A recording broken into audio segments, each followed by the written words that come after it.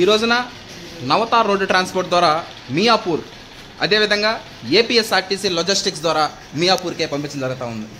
వినియోగదారుల కోరిక మేరకు మాత్రమే వాళ్ళు దేంట్లో పంపించమంటే దాంట్లో పంపించడం జరుగుతూ ఉంటుంది.